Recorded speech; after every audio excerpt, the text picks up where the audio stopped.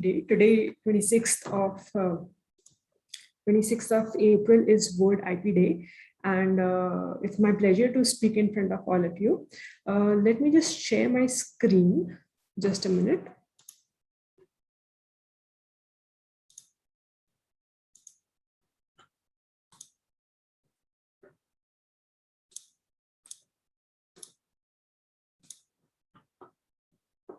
Can you see my screen? Can you speak a little bit louder, because I am not able to understand anything that you're saying.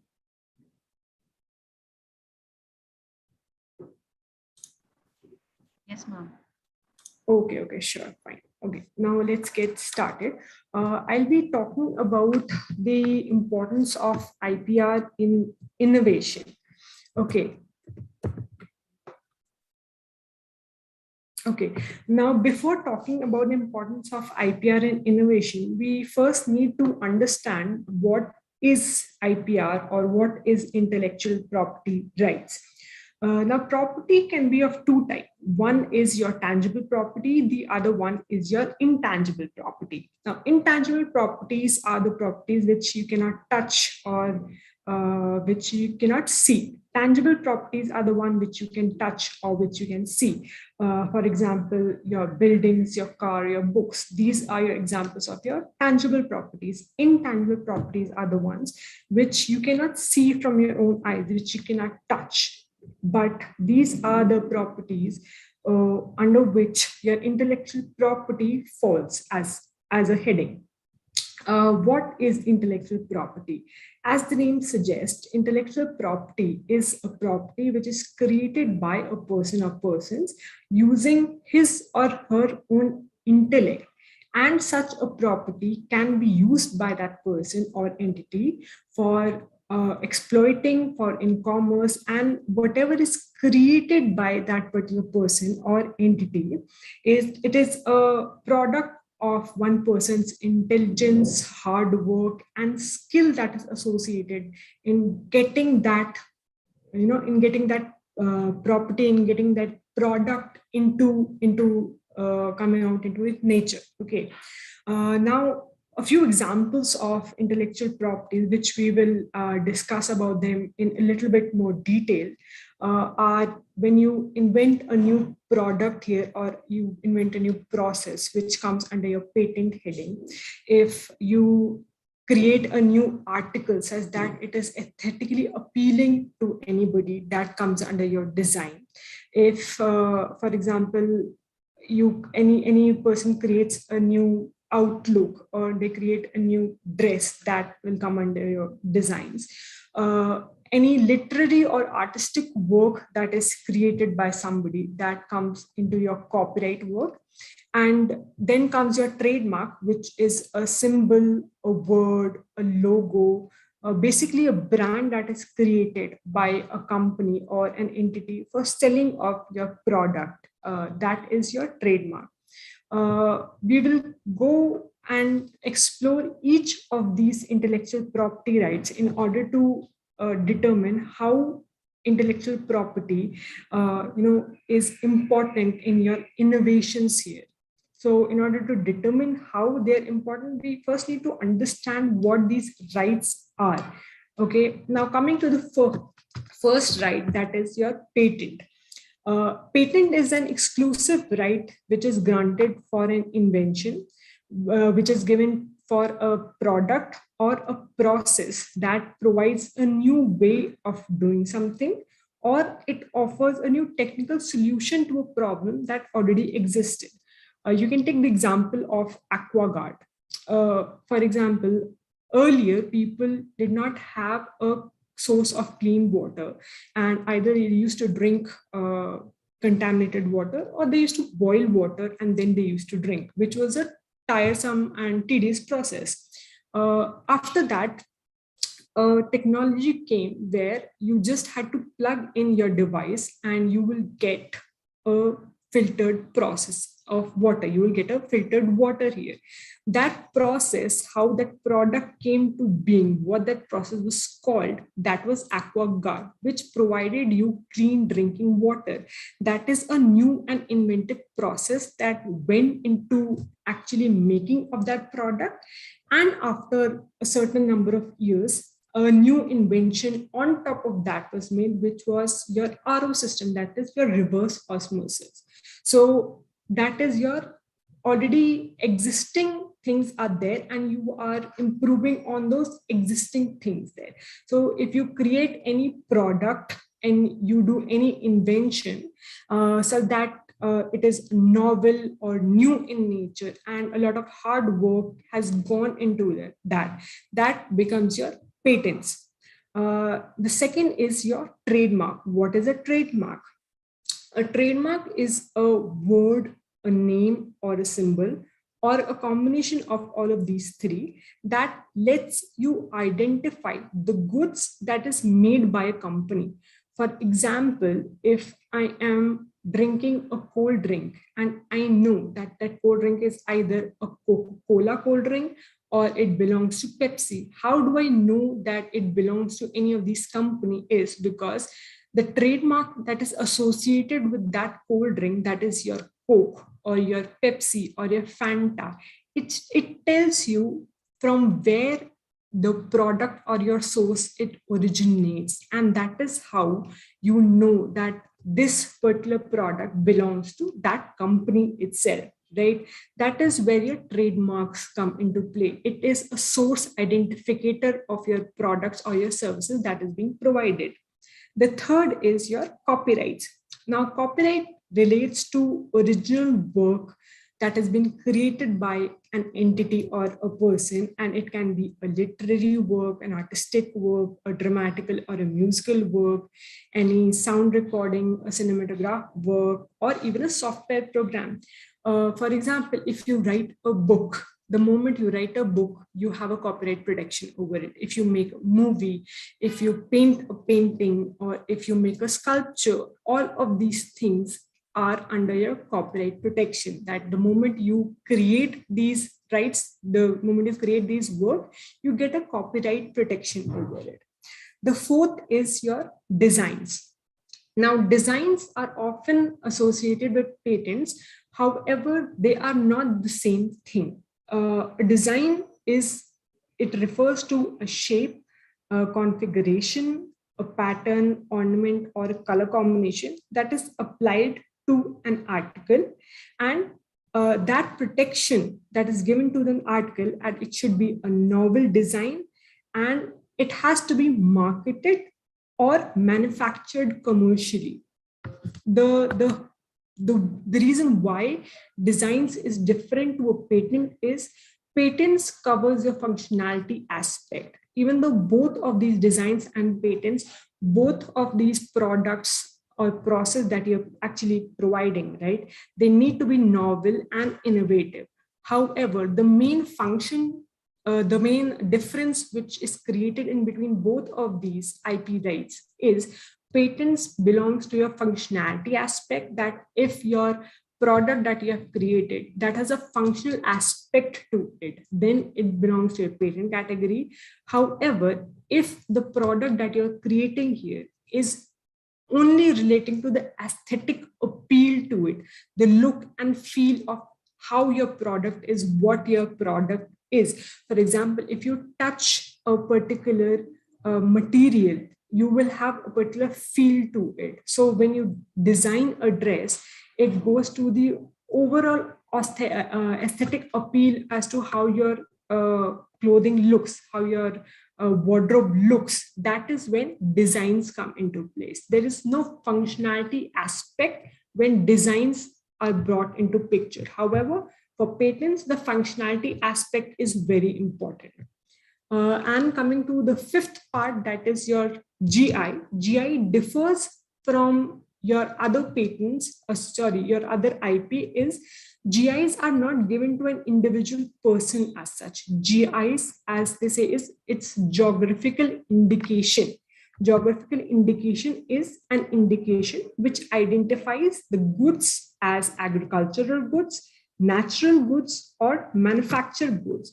And it originates or is manufactured in a particular territory or country or region or locality, where due to that such region, it is given a particular quality or a reputation. And due to that region, it gets certain characteristics due to which it is known. For example, if I can give you the example of Banarsi sari cannot be manufactured everywhere. Okay, the reason being that a certain set of procedure goes into making a Banarsi sari, which is known only to the weavers that are there in Banaras. So a person who is making a sari cannot claim it to be a Banarsi sari. Similarly, if you're talking about mangoes or you're talking about oranges, that they're Nagpur oranges, that particular set of oranges is known because it is grown in Nagpur. And because of the oranges being grown in Nagpur, certain characteristic is associated with the Nagpur oranges. It can be the color, the variety, the smell, the taste that comes. It is only because it is grown in a particular region. That is the reason why you want that particular product. And that is why a GI is different from the other intellectual property rights. The reason being that a GI is not given to a particular person here, because no one person has the right to use it or just to produce it. GI is given to a set of people, an association, an organization who actually protect your geographical indication, and they give the right to whoever is under that association that they have the right to produce or manufacture whatever product is there in that particular region. Now, since we have a little bit of idea as to what an IP is, we will go to the next slide and as to how your IP is associated with innovation, what role it plays in innovation. Now, when you talk about innovation, what is an innovation and why is an innovation necessary? Innovation is generally understood as the process of commercializing new ideas. Now, through innovation, a business will endeavor to either deliver new value to its customers, and it generates revenues or profitability.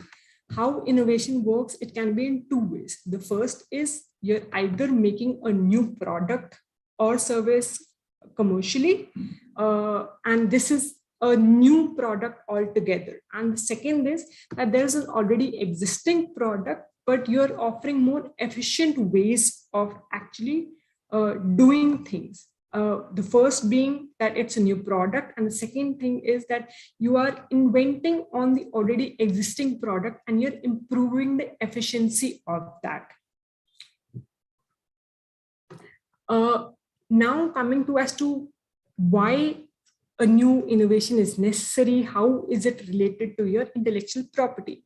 Whenever a new technology is coming into the market and it is valued, in such a way that it is a valuable project that has come up, it's a valuable product or services that is being provided there, there's a likelihood that it will be copied or imitated by people so that they can get this particular technology in less time and they can profit from it.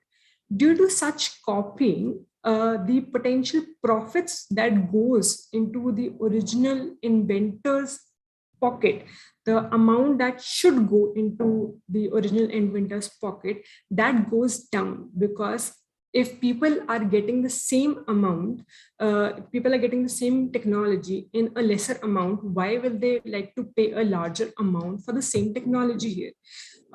Because of that, the incentive that goes to an innovator, that decreases. And that is the reason why IPR is in place in order to discourage such activities here, where a person comes and copies any new invention, comes and copies any new technology, and they can, without doing the proper research and development that goes into actually making such technology, and just imitating it and copying it and selling it across. Intellectual property encourages innovation by granting a temporary monopoly over such innovations here. And due to such temporary monopoly that is provided, which gives your inventor the right to exploit such innovations, that is the reason why they will be in the mode, why they will get into that thinking, yes, that yes, since I am getting something out of the innovation here, so I should be encouraged to do more innovation, get into more R&D, and go into more creating of new technology also. Because let's be very realistic, nowadays nobody actually wants to do any innovation for the just the society as such. Everybody wants to get an amount, exploit the innovation, get a result out of it, and which is not bad at all, because how will you otherwise survive? But this is the whole reason why intellectual property is there, in order to successfully grant a small monopoly for a time period to the inventor so that they can exploit it, and due to this they go ahead and they provide more innovations. Now coming to how is your IP rights and your innovation, how they are interlinked to each other. The main benefit that can be claimed from a strong IPR protection is that it allows innovators to appropriate the shares of the benefits of their creativity, due to which the R&D is encouraged, and that in turn it leads to innovation and a long-term growth here. For innovation, we are just breaking the cycle of innovation into 4 main stages here. The first being is the conception of your ideas, when you conceive an idea. The second is, once an idea is conceived, the research and development that goes into it. The third is the commercialization of your product or services once the conception and the research and development is done. And fourthly, the marketing of your products or your services, how you are going to market your product or your services, and how IP is related to each of these steps of innovation. Now coming to the first, that is the conception of ideas. When you talk about an idea, a lot of thought process goes into the conception of the initial stage of the idea itself here. And it is very important to do a prior search and to do an analysis and see as to whether the idea that you're actually conceiving here, whether it is available already, whether it is already out there in the market itself, or it is a new and innovative idea. Because if you have an idea and you do not know whether there's already prior art existing, prior art basically refers to the patent technology, where you search whether the innovation that you are trying to protect already exists in the market or not, which is the term that I use as prior art searching here. So prior art searching and analysis is a very important step at this stage, because it contains a vast amount of information which is not available anywhere else. By reviewing the prior art, it is possible to ascertain whether an idea is new and potentially inventive, whether there may be a commercial market for that idea, and therefore whether or not to actually proceed with the investment into that idea. Because there is no reason why you should invest in an idea, why you should even proceed with an idea, if there is an already existing technology or product which gives you the same results, which is already there. Then why should you even invest in that idea? Why should you even even go ahead of the conception stage also? Now, during this time, apart from the prior art search, which goes into your making of a patent, another thing which needs to be kept into mind is a trade secret. A trade secret is basically a practice or a process of a company that is not known to anybody else. I have not included trade secret as a part of IP as such because trade secret is not a right that is provided to you. Rather, it is a right which is given where you have to conceal whatever formula, whatever product, what is there, which is very initial, which is very core to your basic idea here. And that is the reason trade secret is not included per se in your intellectual property. However, you do have the concept of trade secret where you retain your idea, you do not tell it to the public, and you have agreements in place, and you have agreements in place with your employees that they're not allowed to actually tell these trade secrets to anybody in the public. Apart from the company, nobody is supposed to know such ideas, the secret that belongs to that company itself. Now, during the very initial stage, it is very imperative that the ideas that are there, they are kept as a trade secret. Because apart from not wanting to alert the competitors, this is because not all ideas are commercially viable here, or even they can be patented also. You have to understand that all the ideas that come into form, or you are thinking about an idea, it's not necessary that it can be patented. So if it cannot be patented, but if you still feel that it is a viable idea, it is a viable innovation that you are making into place, then in such a case, trade secret is the way to go, because you do not want a third party, a rival company, to know what you are doing, how you're doing it, and that is where your trade secret comes into place. A few examples of trade secret is the formula of Coca-Cola, the formula of Listerine, the McDonald's Big Mac sauce, the KFC, the herbs and spices. These are very long kept trade secrets of the company, which have not been disclosed since a long period of time. And due to such trade secrets, these formulas are still a closely guarded secret within the company itself. Even if you just think about the example of Coca-Cola, a lot of people think that they have, created the formula of how Coca-Cola is made.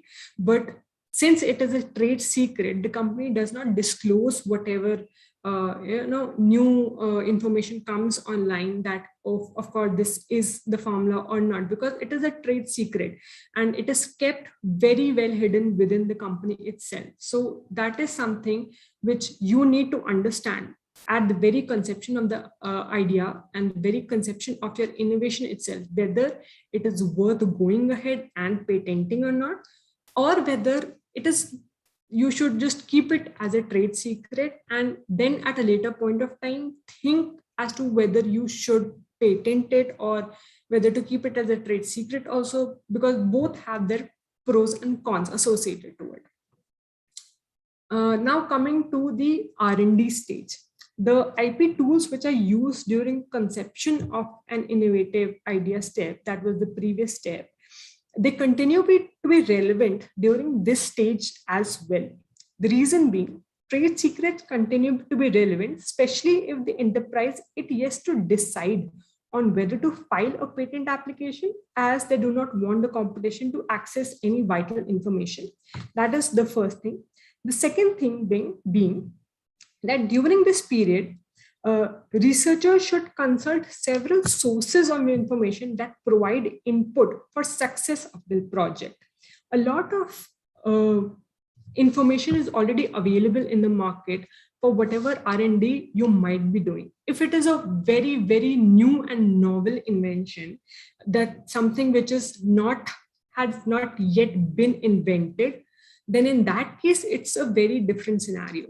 But in case if it is something, an invention has been made, which you think, which a company thinks that you are making an invention and it is new, you have to do your prior art. You have to see whatever documents are already available in the market. You have to do your due diligence. You have to, have to see a overall picture as to the research and development that you are doing at this stage, whether it has already been done or not. Because if it has already been done, then in such a case, you can spare a large amount of money, research, and time that goes into your R&D stage. And you can do a cost cutting at the R&D stage itself, because R&D stage is a lot of amount goes into your research and development. And due to that, you have to do a proper analysis, at least at the R&D stage itself, in order to determine as to whether your innovation that you're doing, does it deserve to go ahead? Does it deserve to have a patent or not? And whether how you're going to proceed forward with it, basically. Apart from the patenting aspect, another thing which IP, intellectual property, should be taken into consideration here is the design registration. As I told earlier, a design registration is similar to a patent registration. However, the functionality aspect comes into place here. For example, if you are providing, I'll take the example of a trimmer, the Philips trimmer here. Now, the Philips trimmer has three holes, three entities on top of it, due to which it gives it a very unique design here.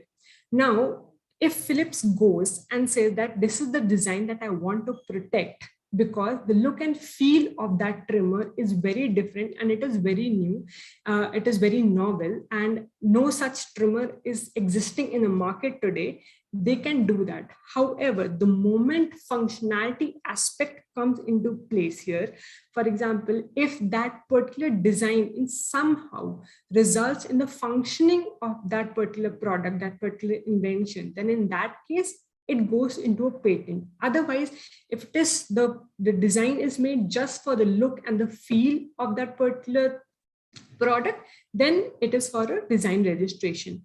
Another example for a design registration is that a number of your designers, they apply for design registration for the clothing, the apparels that they make. Big designers, for example, Sabyasachi or Manish Malhotra, they want to protect their designs for the overall look and the feel as to how your designs, how your apparel comes, because a lot of effort has gone into actually creating those designs. And just because it is just for the look and feel does not negate it that it should not be granted a protection, because a lot of effort, time, energy has gone into actually creating that design. The overall look, the overall feel, what the materials you are used, whether there is, if it is nakashi or any such design that goes into actually making your product, should be granted a protection. The third thing which should be taken into consideration at the R&D stage itself is you have to determine, you have to assess that whatever research and development you are doing, you're not infringing on any third party rights here. Because if you are infringing on any third party rights, then in that case, the whole reason why you are doing a research and development will be negated if at a later point of time, any third party entity comes to you and says that you are infringing on my right here. Infringement is basically when you're using somebody else's product and it does not belong to you. Okay, so in such a case, if you are saying that I have done my research and development and I have done the prior art search, I have seen whether somebody is using that particular product or not, see whether that invention is new or not. However, if that is not done properly at the R&D stage itself, it can cost a lot of money to the company, because a third party can just come and claim that it is an infringement that is happening here. So it is very, very important that a proper evaluation is done at the research and development stage itself. Now coming to as to the marketing, the commercialization aspect as to how IP is relevant when you commercialize your product here. Now, the ownership of IP is very critical to obtain funding from any third party during the commercialization process. Especially in today's world, if you go to any investor, the first thing that they are going to ask is, do you have any intellectual property rights associated with your invention or with your product? The reason why they do this is, first and foremost, saying that if they see that you have an IP associated with your particular invention or your product that you are trying to commercialize here, they know and they understand that you are not just wasting their time here. You are actually very serious about their product, and that is the reason you have taken sufficient effort to get the appropriate rights that are associated with your particular invention or your particular product. And secondly, if you have a right associated with your invention or your product, the investors know, and they can assume and fairly assume that you have done your due diligence. You are not infringing on anybody else's right here, and due to that there will not be any infringement action at a later point of time. Because if you're infringing on any person, any third parties right here, then it can cost a lot of money from the investor side, whoever are investing. And why would they want to invest in any product if they know that it is not an original product here? It is not a new product, and in fact you have just taken the product from somebody else. You have just copied that product. Then in that case, why will they invest in your product here? The second thing which should be taken into consideration during the commercialization of your products or your services is that the ownership should not be lost. The IP rights associated with your product should not be lost. How you commercialize a product, you can go basically by three ways. The first being you're commercializing the product by your own self. You are doing everything from end to end and you're not taking anybody's help. The second thing is that you are either assigning the particular product or the right to another entity, or you're licensing it to somebody else. And the third is you are going into a partnership. Maybe it can be a half and half or 40-60, whatever the ratio is. But you are going into partnership process with somebody else, and then you are trying to commercialize your product. Each of these three ways in which you are trying to commercialize, you have to understand that the intellectual property should remain with you at each point of time. Now, it's not necessary that it's absolutely important that the IP remains with you, but generally that is the whole reason why we have created the IP, to exploit it, right? You do not want somebody else to just come up and take your intellectual property, to take your product for which you have actually given a lot of time and effort. You've invested a lot of time and effort in actually coming up with that product. So why would you want to assign whatever rights is associated with the product or service that you're providing here? You do not want to assign those rights to somebody else. So you have to be particularly careful that in such cases, the rights remain with you and they're not provided to somebody else. Now, coming to the last aspect, that is your marketing of your products or your services here. Now, when you talk about marketing of your product, it's the last step where your products basically goes into the market and they goes to the consumers here. Now, in this stage, your other tools, because we have already talked about patents, we have already talked about designs, and we have talked about trade secrets also, how they are involved at the initial point. Now it comes to your trademarks, because trademarks is a source identifier. How your product goes into the market, what is the branding of your product, that becomes very, very relevant during this stage. For example, if you're going to a supermarket and if you want to buy a cold drink, You know that you want to buy a Coke or you want to buy a Pepsi, and you know that because of the trademark that is associated with that product here, that is your Coca-Cola or your Pepsi or your Lay's, because any chips is not Lay's. But the same thing, that any cold drink is not your Pepsi, is not your Coca-Cola. The consumers know that this product belongs to a particular entity, and due to that reason, that it belongs to a particular entity, right, there's a certain set of regulation that goes into making the product. There's a certain set of quality that is associated with that product, and due to that quality that is associated with that product, that you know that yes, I am going to buy this particular product because it is coming from this company, and this company is has a standard which it has to maintain. And there, that is where your trademarks come into place, because any product that you're going to commercialize, you have to associate a name to it, and you have to see that the trademark that you're actually providing to your product or your services, they're not used by somebody else. Because if you are using a trademark which is already in use by somebody else, then you are infringing on their activity, you're infringing on their rights that is already given to them. So at a later point of time, if you do not take enough measures to see that whatever trademarks you're using to market your product, they are not infringing on anybody else's right, the third party can come and just say that, this is my trademark and you are using my trademark to sell your own products, and you do not have the right to do that. Another IP which is associated during the marketing process is your copyrights. Copyrights, as I told earlier, they are your software, your images, your websites, your drawing, your sculpture, your movies.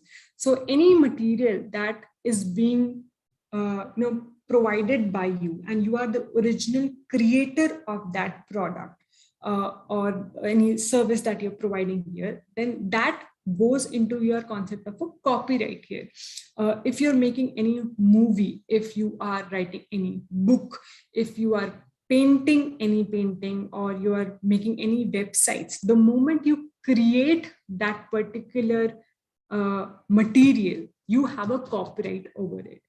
And copyright is a little different from the other rights, is because for the other rights, you need to file specifically for a particular right, for example, a trademark, a patent, or a design.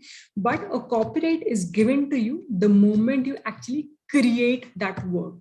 The reason why we ask people to file for a copyright is that it becomes easier to tell at a later point of time, if the need arises, that this particular work that has been created, you are the first and the original owner of that work. You are in fact the person who have created that work, and you are the first owner of that work.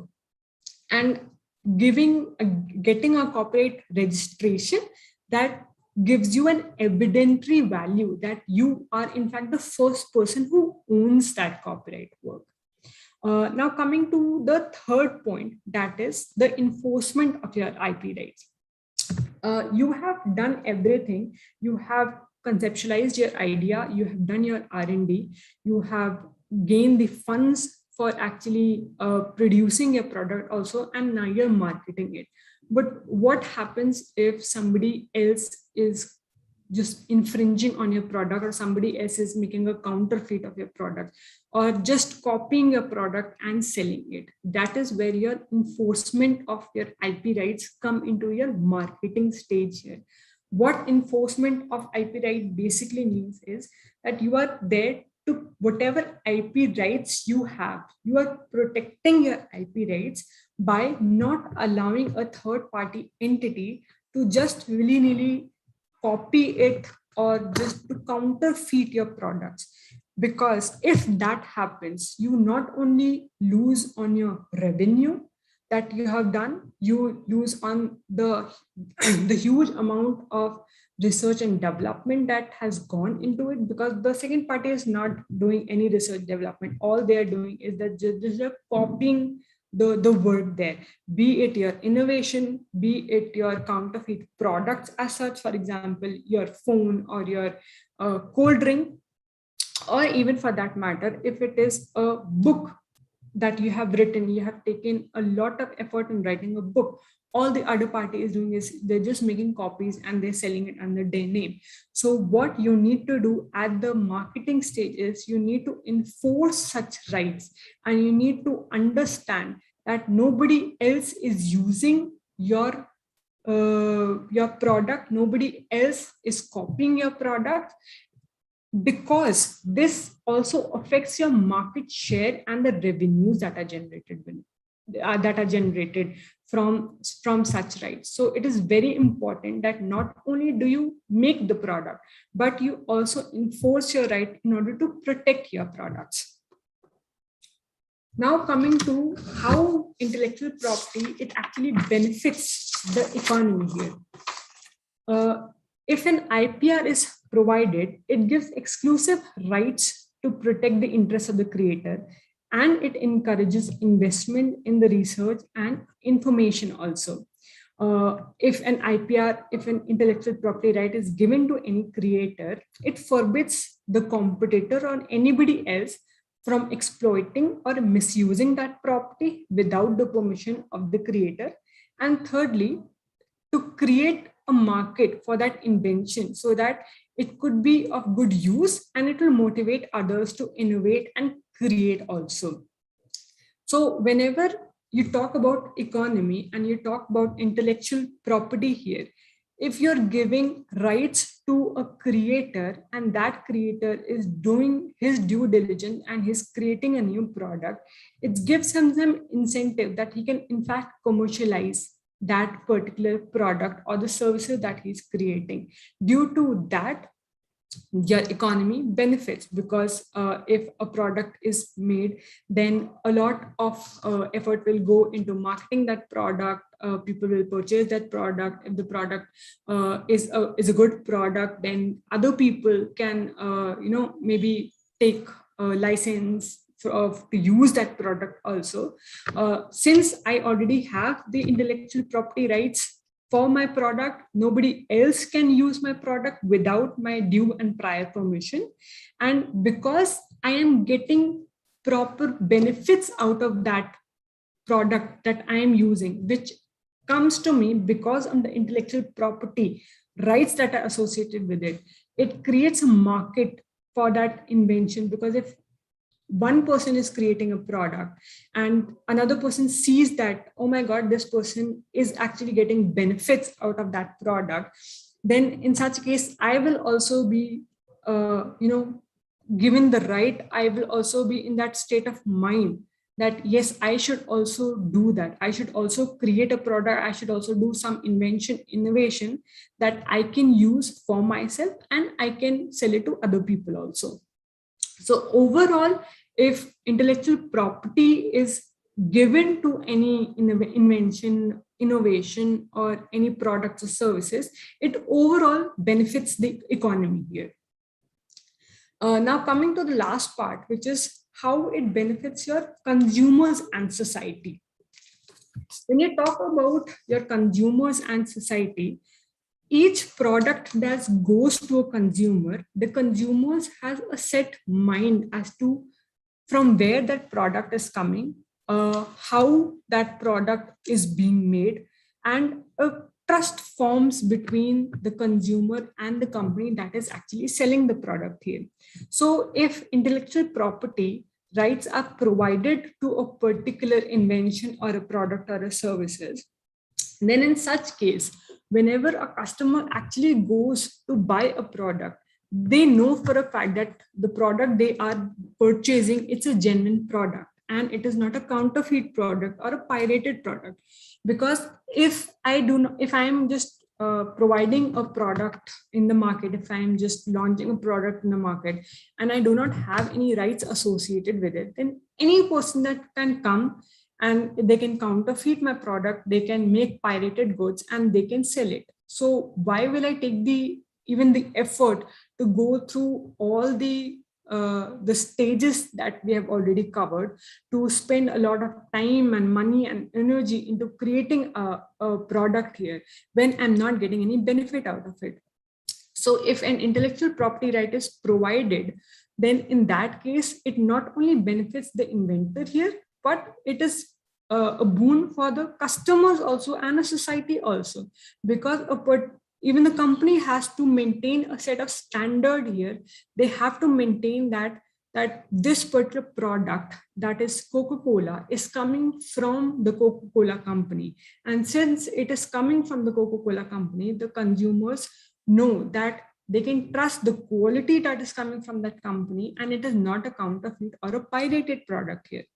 Similarly, IPR helps in addressing the society's most important needs, from your clean energy to your digital economy. The digital economy boom that has come here, it is not just because people want to create, but also because they're able to exploit these the inventions that they are inventing, and they know that they can exploit these inventions because there's an intellectual property rights that is associated with each and every product that is coming into the market now. Since they know that such products are into the market, and such products is being associated with the consumers are actually using it, and they have all the rights which they can claim, which they can use at the time. If somebody else is using their product, then in such a case, they have all the rights that's associated with it.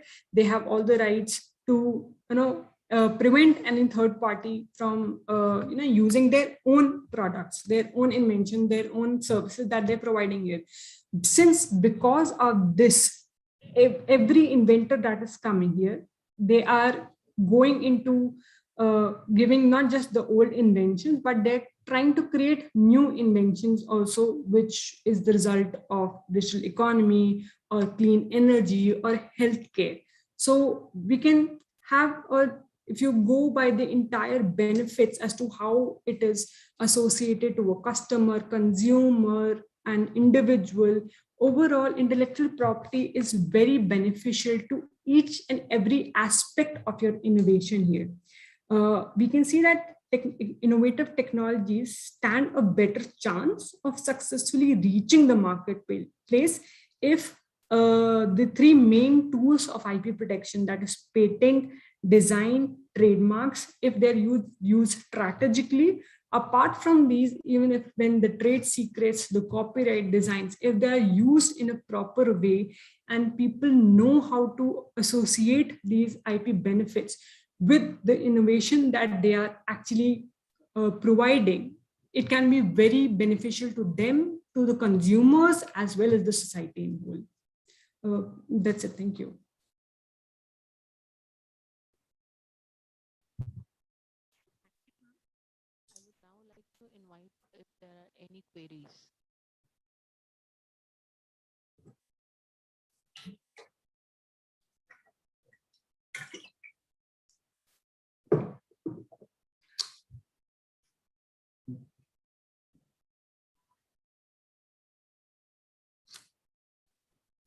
Okay. Thank you, ma'am. That was very informative indeed, and we are grateful for this session.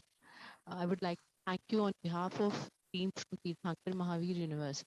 I would also like to thank you and express my deep gratitude for the Cell for IPR Promotion and Management and the Government of India for helping us organize these sessions. Thank you, ma'am. Thank you so much. It was a pleasure coming and speaking.